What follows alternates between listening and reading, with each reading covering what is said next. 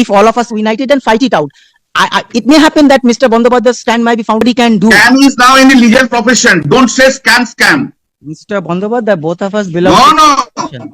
আজকে কিন্তু কোর্টরুমে ধুন্ধুমাল, আজকে কিন্তু প্রচুর তর্ক বিতর্ক এই এসএসসি সেকেন্ড এসএলএসটি বিষয় নিয়ে। তো আজকেও কিন্তু কোর্টে মামলার শুনানি, ঠিক আছে, আজকে কিন্তু হাইকোর্টে মামলার শুনানি চলছে। তো আজকে অনেক বিষয়ে মামলার শুনানি। তো এই যে সেকেন্ড এসএলএসটি কিন্তু জল্পনার শেষ নেই, আশা করি আপনারা জানেন। তো একদিকে মামলা শেষ হচ্ছে, আরেকদিকে মামলা শুরু হচ্ছে। তো বন্ধুরা, এসএসসি সেকেন্ড এসএলএসটি মামলার অফিসিয়াল অর্ডার কপি কিন্তু প্রকাশিত হয়ে গেছে। তো আজকে আমরা এই অফিসিয়াল অর্ডার কপি নিয়ে বিস্তারিত আলোচনা করব। সঙ্গে থাকুন, ভিডিওটি শেষ করে দেখুন। চ্যানেল নতুন অবশ্যই চ্যানেলটিকে সাবস্ক্রাইব করে দেবেন। তো বন্ধুরা, 2016 সালের রিক্রুটমেন্ট যে প্রসেস ছিল সেই অনুযায়ী পরীক্ষা হবে, নাকি 2025 যে রুলস রয়েছে নাকি সেই অনুযায়ী পরীক্ষা হবে? তো বন্ধুরা, সম্পূর্ণ প্রসেস কিন্তু কমপ্লিট হচ্ছে, ঠিক আছে। আশা করি আপনারা জানেন সম্পূর্ণ প্রসেস কিন্তু কমপ্লিট করছে রাজ্য সরকার কমিশন। তো এদিকে এটাই কিন্তু ঠিক হলো না এখনও পর্যন্ত যে কোন প্রসেস অ্যাকচুয়ালি 2016 নাকি 2025-এ রুলসে পরীক্ষা হবে, রিক্রুটমেন্ট প্রসেস কমপ্লিট করা হবে, ঠিক আছে। তো এটাই কিন্তু এখনও পর্যন্ত সিদ্ধান্ত হলো না, কিন্তু এদিকে রিক্রুটমেন্ট প্রসেস প্রায় শেষের দিকে, ঠিক আছে।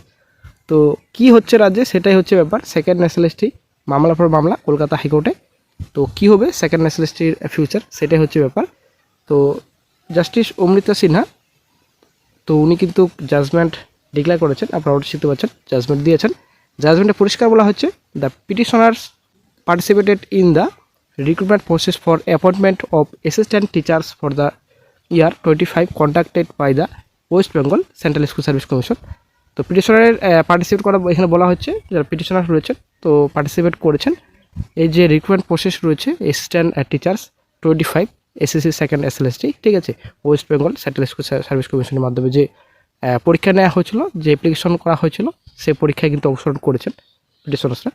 চলে আসছে নেক্সটে, এখানে 2 নম্বর যেটা পয়েন্ট রয়েছে, 2 নম্বর বলা হচ্ছে they are the candidates who lost their job in view of the order passed by the honourable Supreme Court. তো কিছুদিন আগে, আশা করি আপনারা জানেন, কিছুদিন আগে 26,000 টোটালি পেনাল্টি বাতিল করা হয়েছে সুপ্রিম কোর্টের রায়।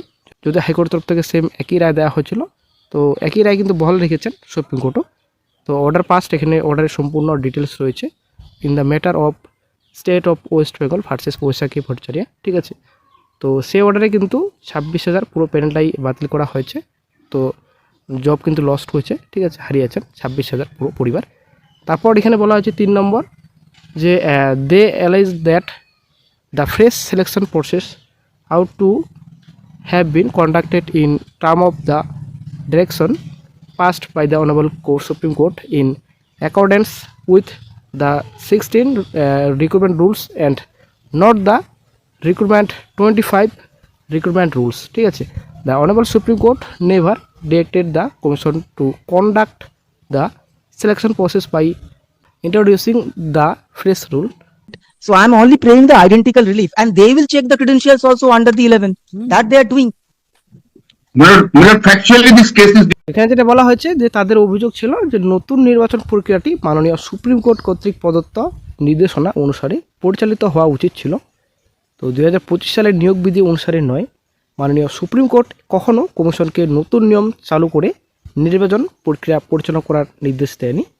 তো আশা করি আপনারা বুঝতে পারলেন, এই যে সুপ্রিম কোর্টের নির্দেশ ছিল সেখানে কিন্তু কোনো রকম কোথাও বলেনি যে নতুন করে রুলস তৈরি করতে হবে, ঠিক আছে।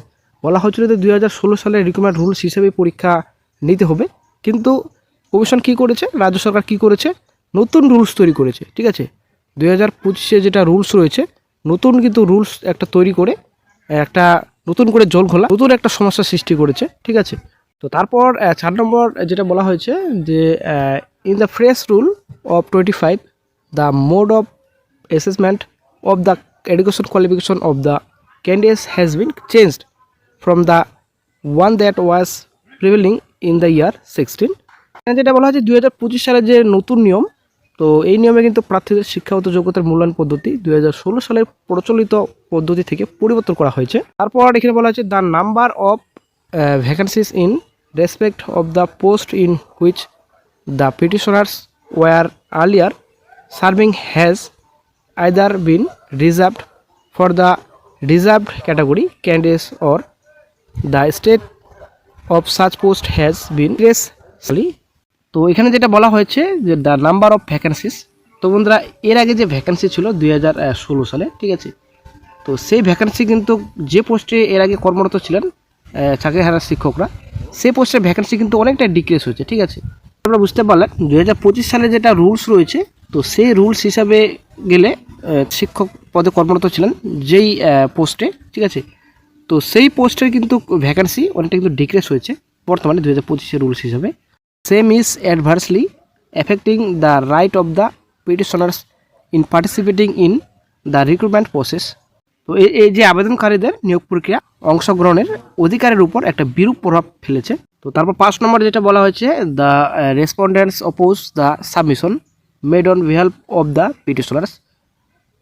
তো আবেদনকারীদের পক্ষ থেকে সাবমিশন করার দাবি বিরোধিতা করেছেন বিবাদীরা। তো তারপর এখানে বলা হয়েছে it has been submitted that the writ petition at the stance of the petitioner number 1 will not be maintainable as the same will be hit by the provision order to rule 2 of the code of civil procedure। তো এখানে যেটা বলা হয়েছে এই যে rules 2, তো rules 2 এখানে নির্দেশ রয়েছে, ঠিক আছে। তো তারপর এখানে 6 নম্বর যেটা বলা হয়েছে, এখানে আপনাদের 6 number the matter is required to be heard, ঠিক আছে। তো এই বিষয়ে যেটা রয়েছে ম্যাটার, এই ম্যাটার কিন্তু শুনানি প্রয়োজন, ঠিক আছে। এই যে রুলস 2 ব্যাপার রয়েছে এখানে উপরে যেটা পয়েন্ট এখানে বলা হচ্ছে রুলস 2 এর যেটা রয়েছে, তো এর যে বিধান রয়েছে বিধান দ্বারা প্রভাবিত হবে বলে রক্ষণাবেক্ষণযোগ্য হবে না। তারপর 7 নম্বর যেটা বলা হয়েছে let affidavit in opposition to be filed by the respondents within, এখানে সময় দেওয়া হচ্ছে ডিসেম্বর মাসের 23 তারিখ।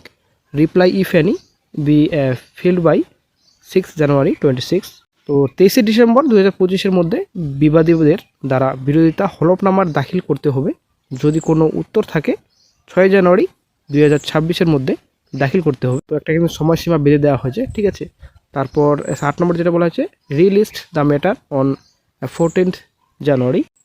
তো আবার কিন্তু 14 তারিখে শুনানি হবে এই বিষয়ে। তো তারপর 9 নম্বর এখানে অল পার্টিস, এখানে সার্ভার কপি বলা হয়েছে স্পেশালি, ঠিক আছে। এখানে সম্পূর্ণ ডিটেলস করা হয়েছে। তো 2016 সালের যেটা রুলস রয়েছে এবং 2025 যেটা রুলস রয়েছে, কোন রুলস হিসাবে রিকোয়ার প্রসেস হবে সেটাই হচ্ছে ব্যাপার। এখনও এটা সিদ্ধান্তই হলো না কোন রুলস হিসাবে রিকোয়ার প্রসেস কমপ্লিট করা হবে। এদিকে রিকোয়ার প্রসেস চলছে, ঠিক আছে। তো 9-10 আজকে হয়তো রেজাল্ট প্রকাশিত করবে কমিশন। এখান থেকে 11 টেবিলে তো ডিবি লিস্ট প্রকাশিত করেছে, হয়তো ফাইনাল লিস্ট শিগগিরই প্রকাশিত করবে। Thing so risky. This tinkering part nobody can do. Scam is now in the legal